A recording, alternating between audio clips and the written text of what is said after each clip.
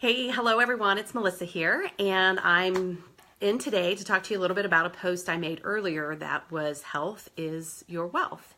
And I wanted to share a personal story that happened to me back at the end of the year of 2013 and 2014. And I didn't say a lot about this in the past because I felt like it was more personal for me, but the more I share the story with others, the more I'm finding that my experience has helped others to find a way to tap into their own health and wealth because they do go together. So what had happened was we owned and operated 2 golf courses and were very successful in doing that. In addition, I was doing some other things with networking groups and supporting in ways that I could through my teaching.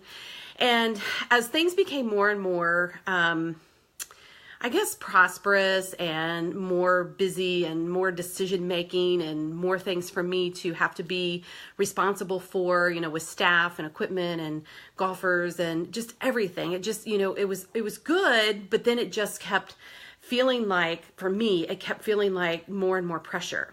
So I come from a family of drinkers, and I've always participated in drinking and had my time with drinking. But at this point in my life, I had gone from, the occasional drinks to finding that I'm drinking more drinks, and then I'm drinking earlier in the day, and then I'm drinking every day. And I started to notice this pattern. Of course, I didn't want anybody, to be aware of that because I was already noticing it myself. But I put on this, prasad that I just, I drink all the time. That's what I do, right? And no big deal. I can handle it. But we had gone on vacation. And while we were there, just me and my husband, I started to question my use of the alcohol and the use of food. And then, of course, there was some smoking cigarettes involved and just staying up late and getting up early.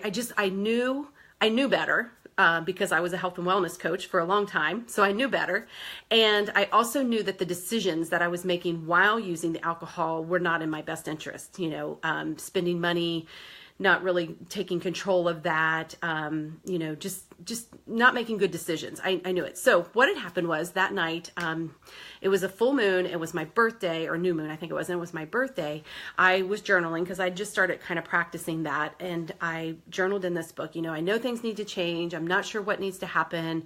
I just don't feel myself. I feel like there's more to this than, I'm seeing. Whatever I need to know, please let me know. And I waited and I paused, and it was like this voice. It was my voice, but this voice was really loud in my head. And it said, in order to continue the lifestyle that you're living is not going to get you anywhere.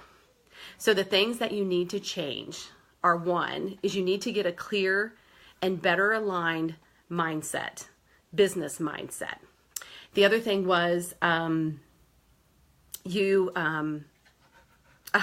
my dog just came in the room, so it kind of distracted me. So the business mindset, the controlling of, my habits and my eating and everything like that. And then the third one was what really is the source of all this is the use of the alcohol. And when I allowed myself to hear that, when I allowed myself to see that and know people's experience with alcohol, alcoholism, even in my own family, there's some stories that are, unfortunate how alcohol consumes, people's lives and things and that they, just live day to day with that addiction and don't know how to get to the other side of it. So when I heard that, I knew something had to change, and I knew it was going to be the use of the alcohol. So my birthday's on the 29th of December. So we actually, I guess it wasn't on my birthday.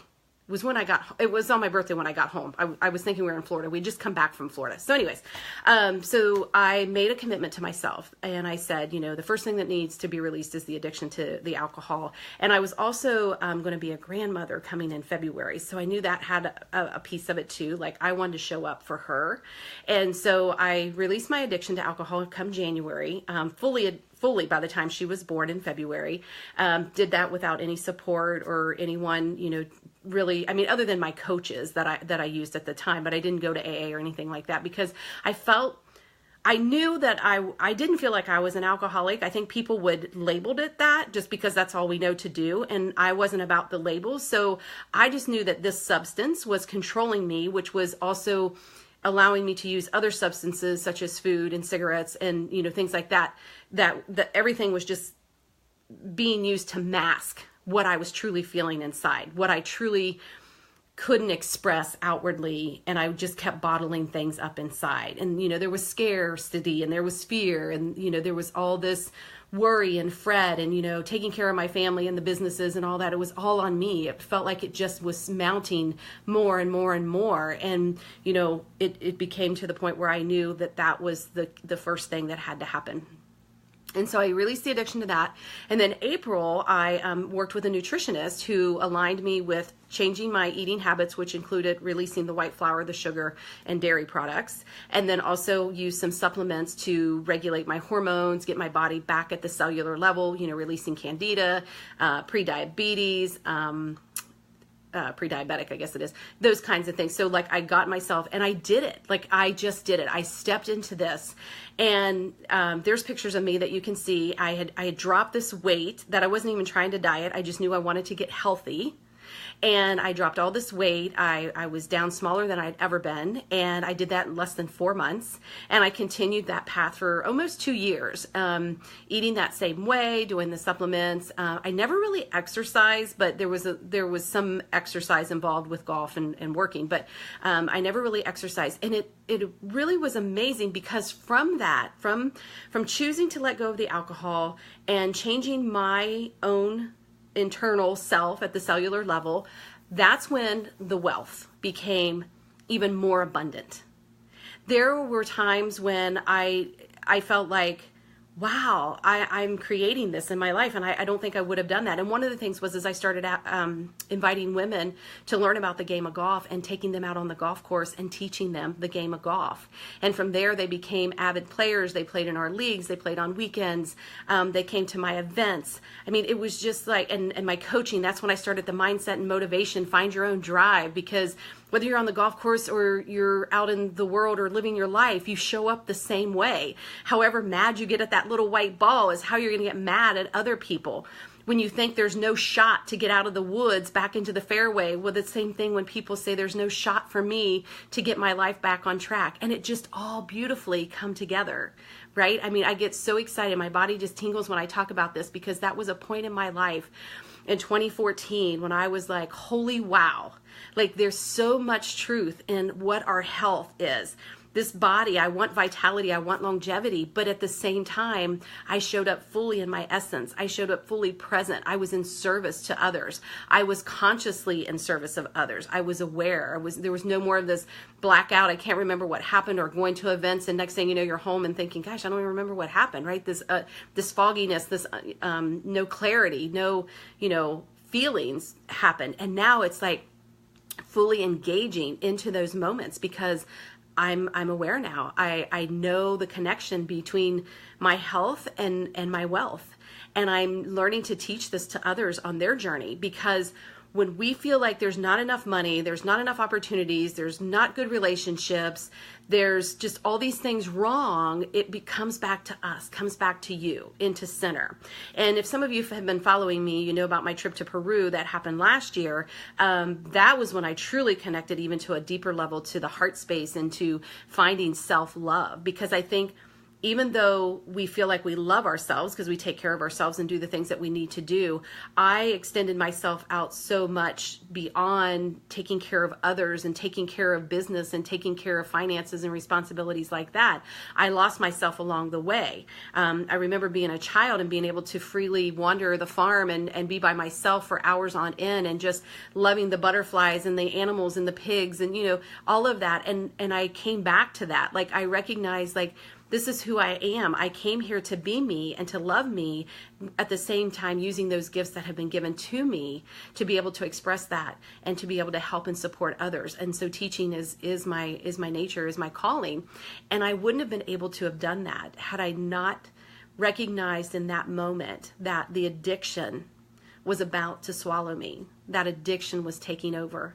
And if I would have allowed that to continue, I would not be right here where I am right now. I probably wouldn't even be here on the planet. I truly believe that. And I'm in gratitude that I have been able to really find my own drive, which I've been doing all my life, but I found it at the level that now allows me to support others and to help you. So if there's something that you feel like is not possible, that you're never going to get past, whatever, and maybe you have an addiction, I don't know, but keep watching, keep participating, reach out to me. If there's anything that my story has resonated or brought up for you, don't dismiss it, and don't say, well, she's different than me, or this has, whatever the story is, because they're all just stories.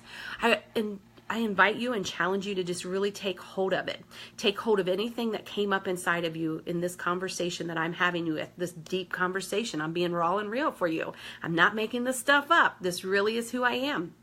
And so if anything showed up for you, whatever that might be, watch the video again, write it down, journal it, ask the question like I do, just sit and listen. What do I need to do? Maybe it's going to tell you need a new job, or end the relationship, or exercise more, or give up the addictions, whatever it might be. And just know that and take that. And from there, once you accept it, once you acknowledge it, once you say, oh, okay, I hear you. It's that saying, when the student is ready, the teacher will appear. And I think that's the place where whatever that teaching has that needs to come for you is you being able to openly say, I'm ready. The student is ready. Well, I appreciate you watching the video. I hope, and I know that this is in service, not only for you, but even for my own self, because the more I tell this story, the more I know that it's going out to others, and it has an impact. It's definitely scratching something or awakening something. So if you want to reach out, private message me, get on my website, set up a chat, whatever you need to do, but don't keep ignoring what you know to be true. If you need help, just ask for it, because there's a lot of help available, but until you ask, it's never going to be available. So I hope this is in service to you. I send you tons of love, tons of light, much love, and whatever else I can do for you, I'll keep showing up as long as you keep showing up. Have an amazing day. Much love.